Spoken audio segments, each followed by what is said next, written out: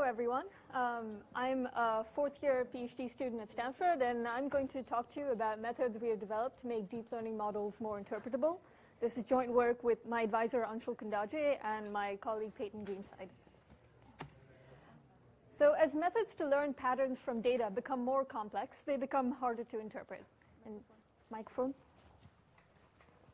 Oh, boy. Oh.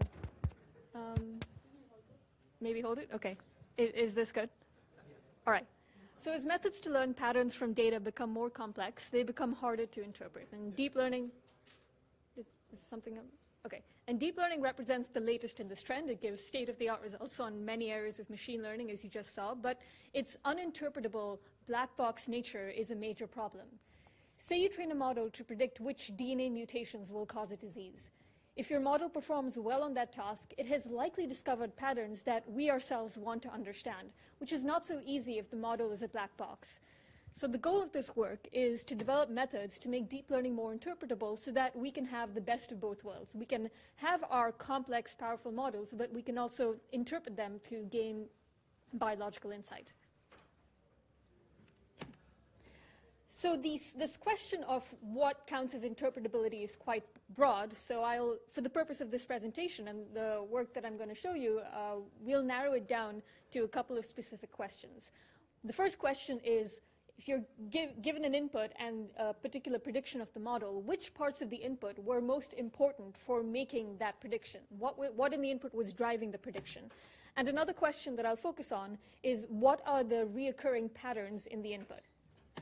So starting with the first question, which parts of the input are most important for making a given prediction? A natural strategy that might come to mind are what I'll call perturbation-based approaches. And in these approaches, you make a perturbation to a part of the input, and you observe the change in the output. You repeat this for every single part of the input, each time observing the change in the output. There's a couple of drawbacks to this approach, and perhaps the first that comes to mind is computational efficiency. Every time you make a perturbation, you have to recompute your predictions. Another most subtle issue is this problem of saturation. And what do I mean by that? Do you do this for a trained model? A what? A trained model, yes. Well, we're always working with trained models. All right. So what do I mean by this issue of saturation? Okay. Say you have this function y that it's a function of I1 and I2, and it increases linearly in the sum of I1 and I2 when I1 plus I2 is less than or equal to 1 and saturates otherwise. If I consider the point where I1 is equal to 1 and I2 is equal to 1, I find that y is equal to 1.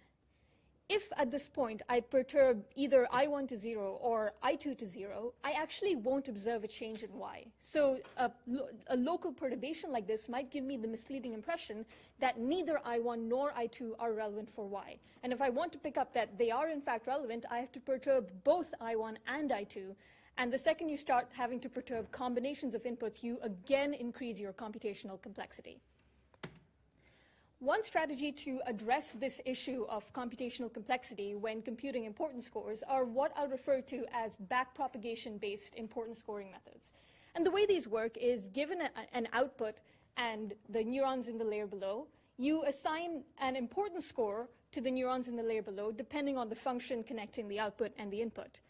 You repeat this process backing down through the layers until you reach your input. And the reason this is more efficient is that in a single backward pass, you get importance scores for all the parts of your input, as opposed to having to recompute importance scores every time you make a local perturbation of your input. I mean, recomputing the predictions. So there's a number of approaches that fall into this category, and perhaps the most popular is just computing the gradients. Now, note that I'm not referring to computing the gradients while the model is being trained. I'm saying after you've trained a model, just compute the gradients of the output with respect to the inputs, and that will tell you which parts of the input the output is most sensitive to. But there's a number of other approaches, and it turns out that if you study them closely, they're all variants in some way, or they're based in some way on taking the gradients. And that comes with a significant limitation, which is gradients are by nature a local phenomenon. They're only describing the behavior of the model locally at the point where you compute the gradients. And we found that this had some substantial disadvantages. So to address it, we developed a method called DeepLIFT, that's Deep Learning Important Features. It was published in ICML 2017. If you search for DeepLIFT, our GitHub repository should be the first hit. And so I'll talk more about that. Right, so what is this issue with taking the gradients? Let's revisit the saturation problem. Again, if I consider the point where I1 plus I2 is greater than 1, I find that the gradient of y is still 0. In fact, that's what saturation means by definition. It's your gradients go to 0. So if I were to use gradients to figure out the relevance of I1 or I2 when the output has saturated in them, I'd still get the misleading impression that none of my inputs are relevant for driving the output. So how does DeepLIFT get around this?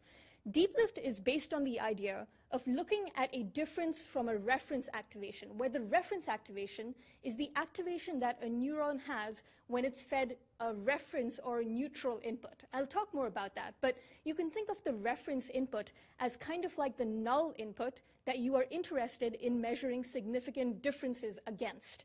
In this example, assume that your reference input is I1 equals 0 and I2 equals 0. So when that is the reference, let's look at what y is. Y is equal to 0 when I1 plus I2 is equal to 0. So that is kind of the reference value of y. If I now look at the point where I1 plus I2 is equal to 2, I find that even though the gradient of 0, the difference from the reference of y is plus 1, not 0. And this is the essential insight that will allow me to propagate importance through the network even when the gradient of y with respect to its inputs is locally 0. Okay. There are other issues besides the saturation failure mode that DeepLIFT addresses. I don't have time to detail them, but you should check out our paper. Okay.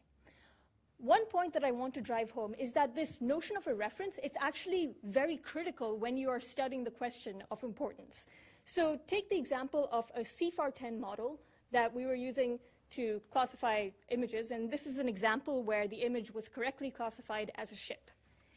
If I use as my reference a blurred version of the image, I find that my DeepLIFT scores will tend to highlight features like the horizon and the outline of the ship. If instead I use as my reference a totally black image, I find that the DeepLIFT scores are more confusing. Now, this is not necessarily incorrect, because for classifying something as a ship, the fact that the sea is blue and the sky is blue, those are probably important features. And if you declare your null or neutral reference to be something that's black, then something like color is going to get highlighted as important.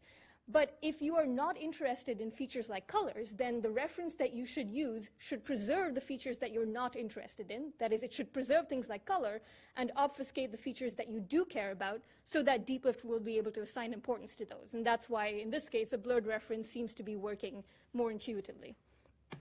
So what are suggestions on how to pick a reference? The answer is it depends on the question you're trying to ask, because the reference that you choose depends on what kind of variation you are interested in.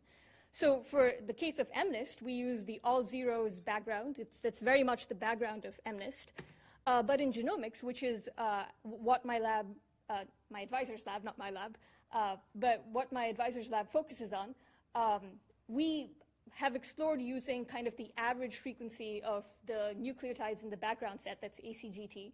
But a more fundamental idea for this reference, and this is relevant to other domains as well, is that you should move away from the idea of having one kind of null reference. Instead, you should think of your reference as being a null distribution, that you have a collection of references that you say, these are what uninteresting inputs look like, and you compare your current input against the distribution of uninteresting inputs and look at your importance scores with respect to that and average across the distribution of the null reference.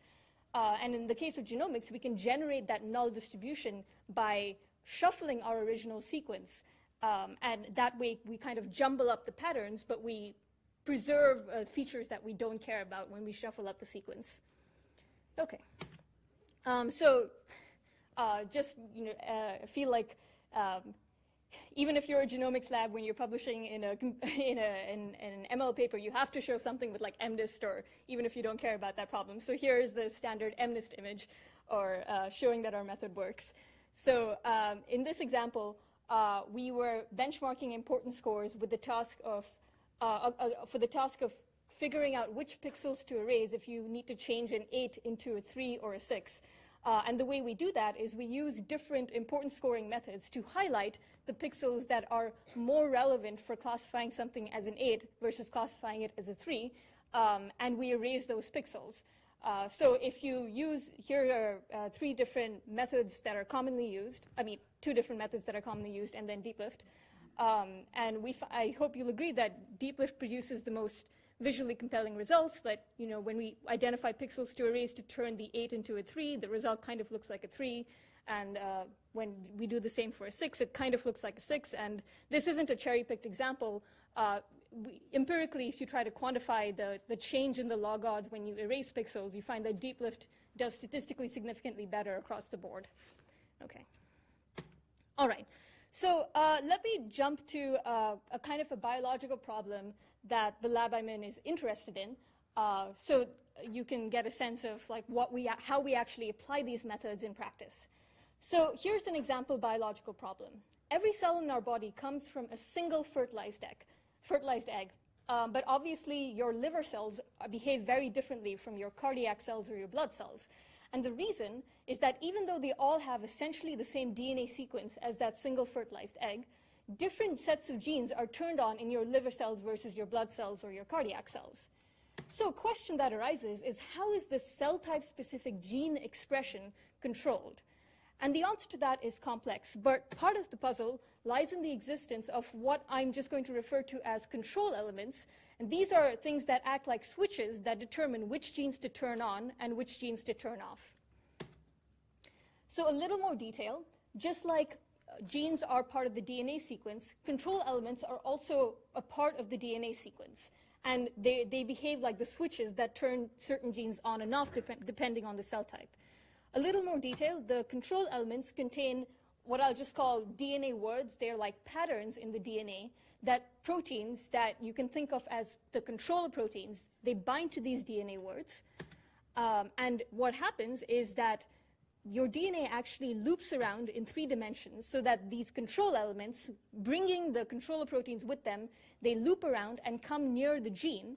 And when these controller proteins are brought in the vicinity of the gene, that is what turns the gene on.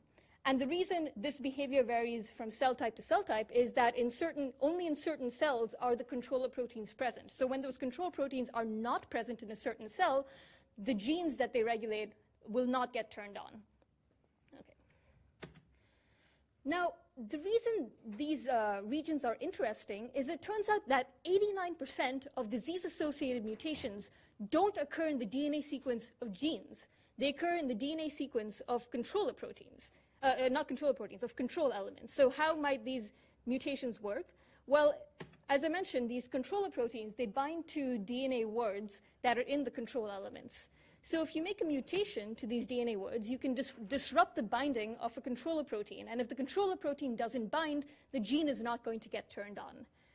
But the interesting thing is that not all positions within this control element are equally relevant. For example, if you make a mutation that lies outside of a DNA word, you may not disrupt the binding of a controller protein, and hence you may not see any effect of your mutation. So in other words, many positions in a control element are actually not at all essential for its function. And then a question becomes, okay, 89% of my disease-associated mutations are occurring in these control elements, but I don't know which positions are actually the important ones. And if I understood that, not only would I understand a lot more about how genes are controlled in our cells, but I'd also understand a lot more about these 89% of disease-associated mutations. So which positions in the control elements actually matter? The way we can use machine learning, and specifically deep learning, to answer this question is, first, we can do experiments that profile or measure the activity of these control elements in different tissues. And then, once we have experimentally measured that, we can train a deep learning model to predict the activity of these control elements using nothing but the sequence. What that will do is it will force your deep learning model to learn a connection between the DNA sequence and the activity of the control element. In other words, it forces the model to learn which patterns in the DNA sequence are actually driving the activity of the control elements. Okay, great. So, and we use deep learning simply because it produces state-of-the-art results for this task. But that's great. It's not enough, though. even if our deep learning model has learned the connection between the DNA sequence and the control elements, we ourselves, we want to understand that so that we can learn what our model has learned. So even if you have this model, it is essential that you are able to interpret the model to actually learn what the important positions are. Okay, so just an overview of the deep learning model. They're all based on computer vision. You have your convolutional layers that act like pattern detectors. They pick up the DNA words, and later layers build on previous layers, and so forth. Okay.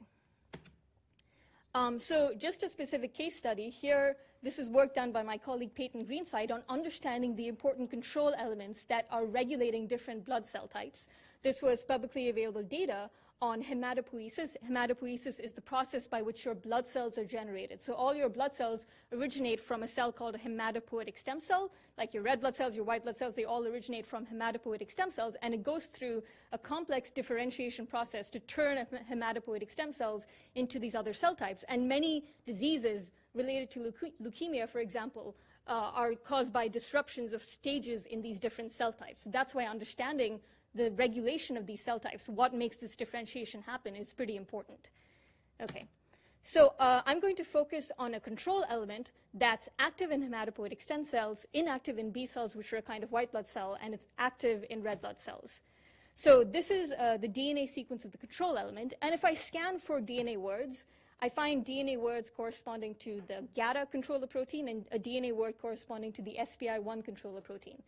But I can actually get a lot more from my deep learning model. I can actually figure out which cell types different DNA words are relevant in. They're not all relevant in the same cell types. So, for example, if I focus on the important scores for hematopoietic stem cells, I find that the SPI1 DNA word leaps out, telling me, and this is consistent with the known role of the SPI1 protein in hematopoietic stem cells.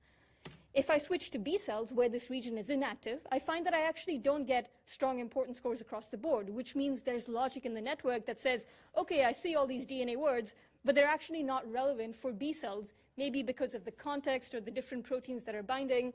I can declare this region to be inactive, so I'm not going to assign any importance to these DNA words for B cells.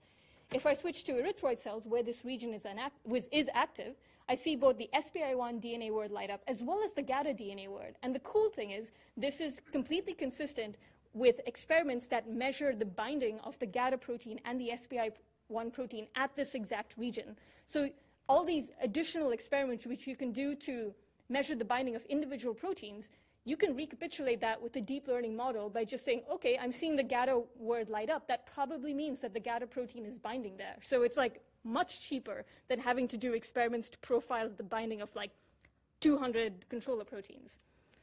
Okay. And you can do this there are literally millions of control elements across your genome and many, many different cell types. You can understand a lot more about DNA regulation. Okay. So switching to the second question that we want to answer, I said we're also interested in understanding the recurring patterns in the input. In the context of genomics, this is like understanding what the DNA words that are driving the controller proteins are. I can look at individual regions and see DNA words light up, but again, there are millions of regions, and it's hard to get a sense of what the recurring DNA words, what the consolidated patterns look like. So how can I get at this question? The standard thing that is generally done with deep learning models, if you want to understand the proteins, is that you look at individual pattern detectors. That is, you look at individual neurons, and you visualize kind of the maximally activating input that that neuron responds to. And if you do that in the context of genomics, so this is what you get if you visualize neurons in a deep learning model that was trained to predict the binding of the GATA protein, you find there's a lot of redundancy indeed. You see GATA come up in various levels of completeness in different neurons. And this is actually very normal for deep learning. Because if you think of computer vision, if you visualize the neurons in a deep learning model for computer vision, you'll find like 10, 20 different neurons that are all detecting eyes. And the reason this is okay is that in practice, these neurons will cooperate with each other to describe consolidated patterns.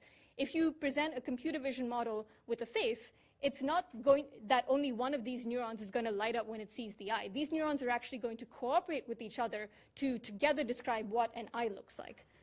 The question then becomes, how do we combine the contributions of multiple different pattern detectors to find consolidated patterns? The insight that we had is if you start with input level importance scores produced by DeepLIFT or produced by gradients or what have you, these importance scores, they represent how important individual positions are to the entire network when it works together. So if you start with these importance scores and you segment to regions of high importance, you then cluster the segments and aggregate within the clusters, you get far more consolidated patterns than you get by visualizing individual neurons. And this method, we call it TF-MODISCO. That's transcription factor motif discovery from importance scores. Transcription factor is a biological term.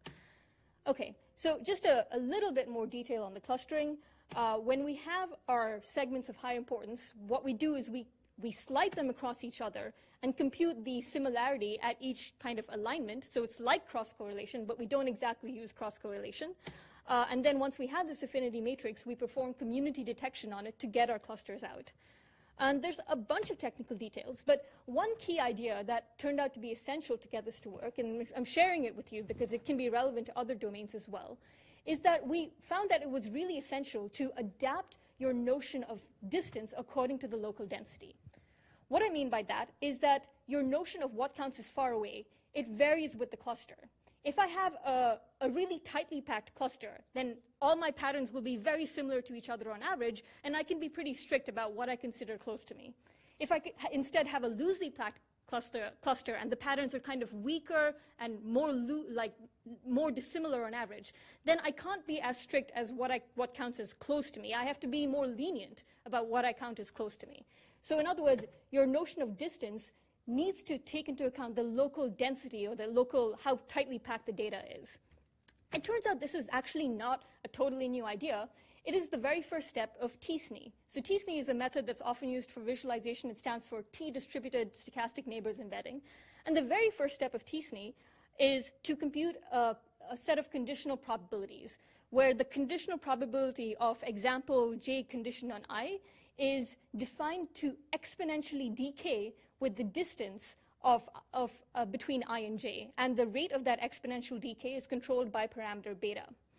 And the key is that this parameter beta is tuned such that the resulting probability distribution of P of j given I attains a specific perplexity. So if you ever use t-SNE, this is what that perplexity parameter is about. And as a bit of context, if you have a distribution where k examples have a probability of 1 over k and everything else has a probability of 0, that distribution has a perplexity of exactly k. So you can think of the perplexity as the neighborhood around an example that has a substantial probability. Okay. So larger values of beta will end up being used in denser regions of the space. That means you can be more strict about what you consider close to the example I. And smaller values of beta will be used in less densely packed regions of the space. And it turns out that when we use these density adapted probabilities, or we transform our distance matrix according to them, then we pass it to Louvain community detection, we get much better, much more stable results. And when this is applied to the aforementioned hematopoiesis examples, we can learn thousands of known and novel DNA words that define the tissue-specific control elements involved in hematopoiesis. Okay, so that's the end of my talk. So in summary, DeepLIFT can reveal the important parts of the input for a given prediction. TF-MODISCO works for discovering consolidated patterns. So DeepLIFT is published. TF-MODISCO is not published yet, but if you want more details, there's a video of a talk I gave at the NIPS Comp Bio conference. If you Google TF-MODISCO, that talk should be one of the first hits. And we applied this to understand the regulatory sequence controlling tissue-specific control elements. All right, so that's it for my talk. All right, and happy to take questions. Thank you so much, Avanti, for the very nice talk. So are there any questions? Hey. Yeah. Really good talk.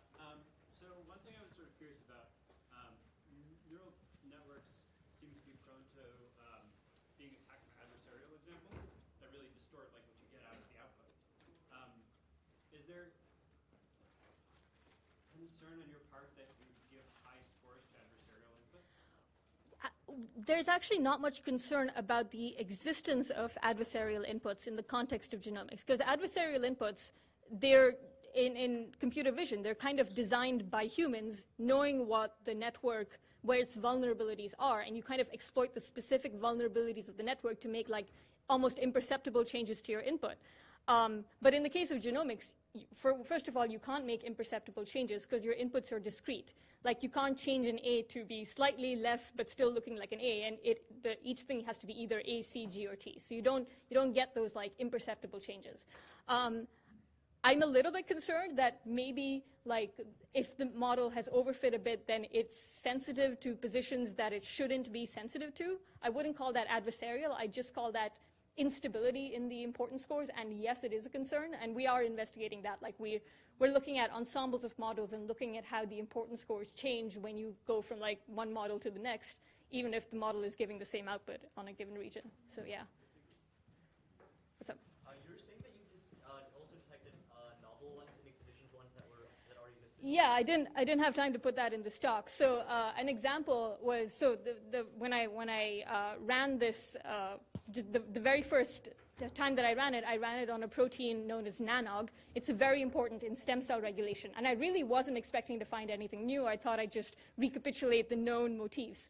But not only did we find a pattern that like hadn't explicitly been associated with nanog, like it had been annotated as like unknown embryonic stem cell element in a few databases, not in others.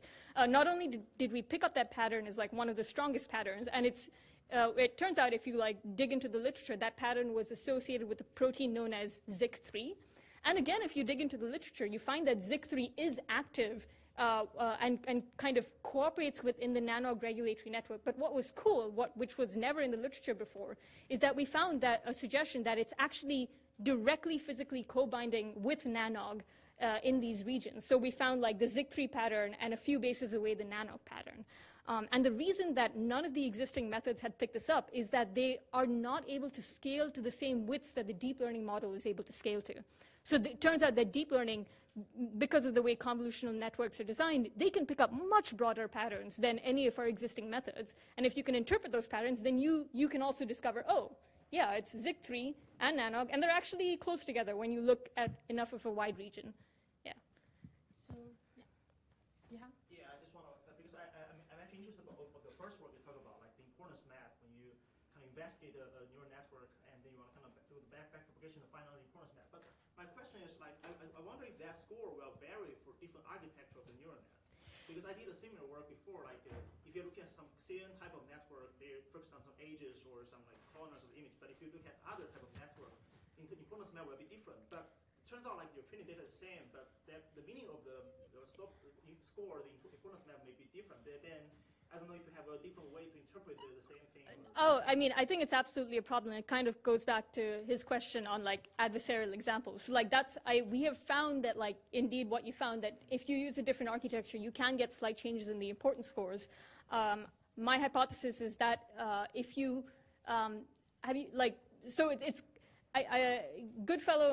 Ian Goodfellow published a paper on adversarial regularization. So basically what happens is like the model, it's able to pick out the relevant patterns, but presumably because of overfitting or whatever, it's also sensitive to like a bunch of other chaotic patterns that, you know, maybe cancel each other out on average.